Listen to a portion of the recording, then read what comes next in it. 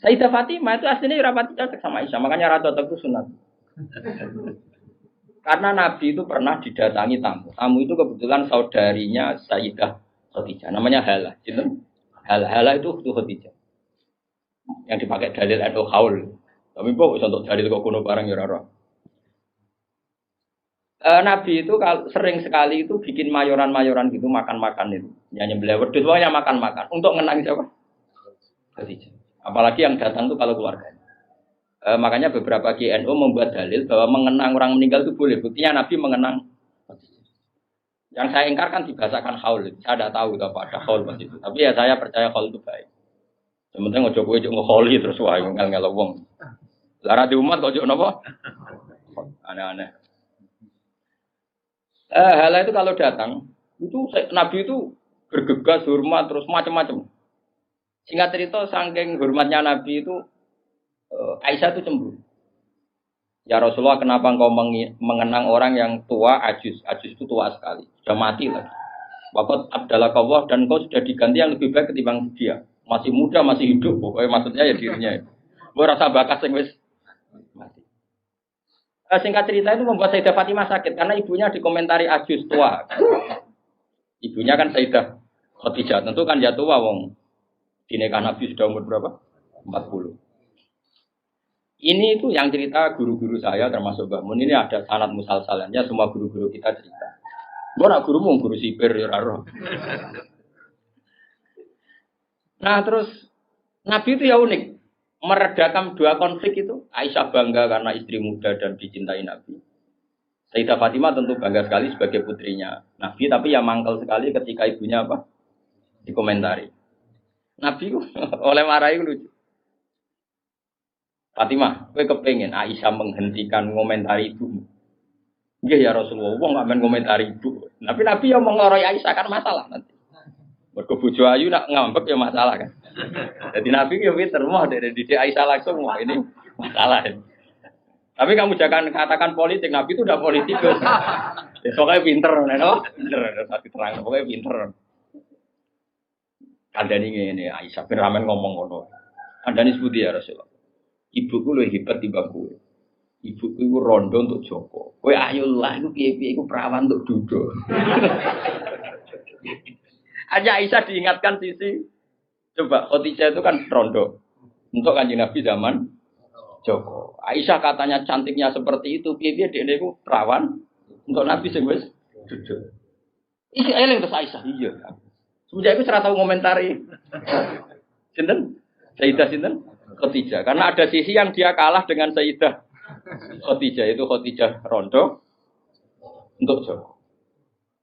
Artinya gini, kalau sampai punya masalah dengan istri itu biasa, Rasulullah itu juga masalah. Cuma Nabi punya seni menyelesaikan.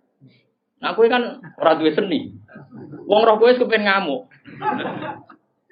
Kere ben wayo, aneh-aneh modele.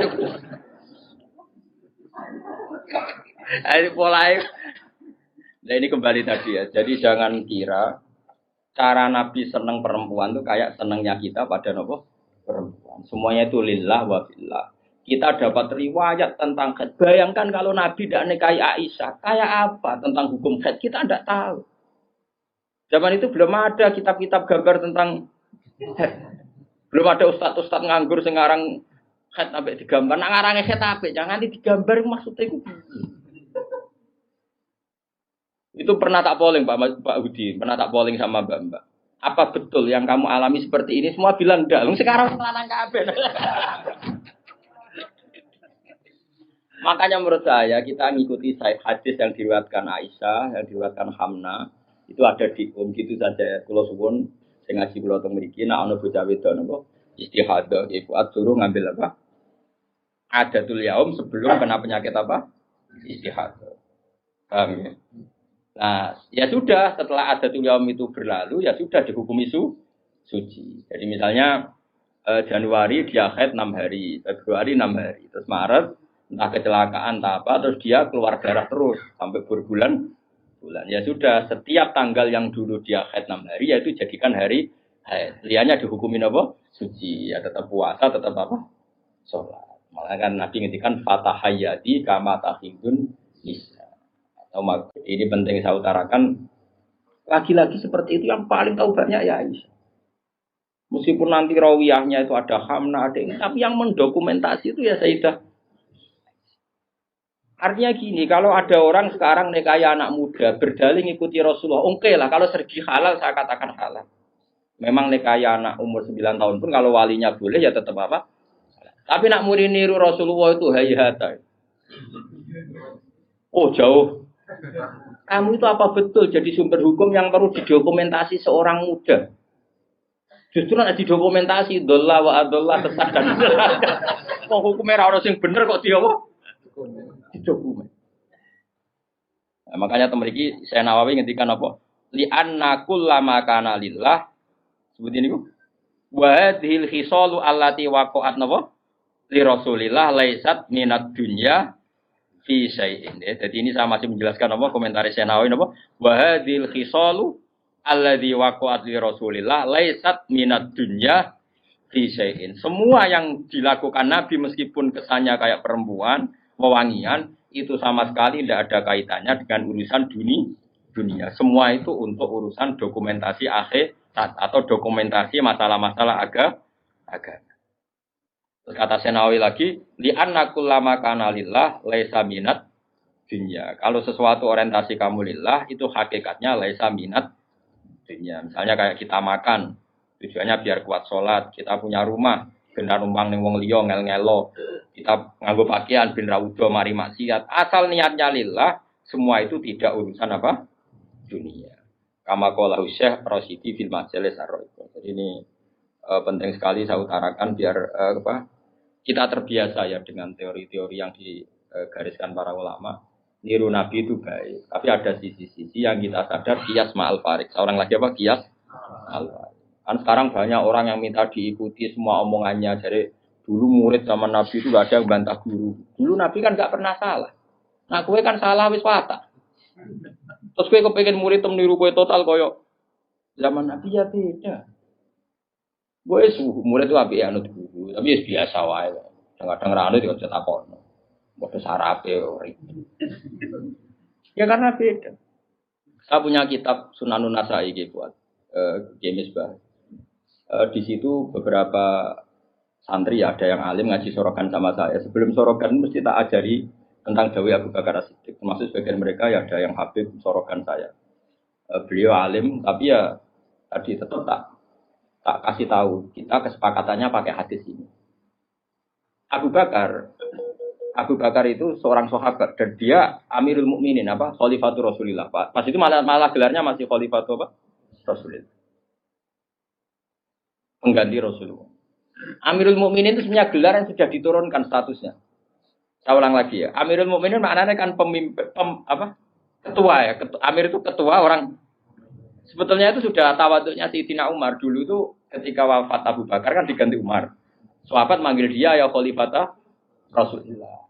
Umar merasa tawaduk. Jangan. Saya itu tidak sebaik Abu Bakar. Saya tidak layak mendapat gelar Khalifah Rasulullah. Saya tidak sesempurna Abu Bakar. Panggil saja saya ini ketua, sang ketua. Umar ya unik. Jadi Amirul Mukminin sudah tawaduk. Tapi dia mau celok anak buah ya mau dan pokoknya dia tetap. Jadi Amirul Mukminin sudah porsinya sudah diturunkan. Karena kalau Khalifah Rasulullah terlalu sakral. Nah, Abu Bakar itu kan sudah Khalifah Rasulullah. Suatu saat hadis ini sering saya utarakan yang pernah ngaji saya sorokan yang Gus maupun yang Habib maupun yang biasa. Ini penting harus jadi etika kita sebagai kiai.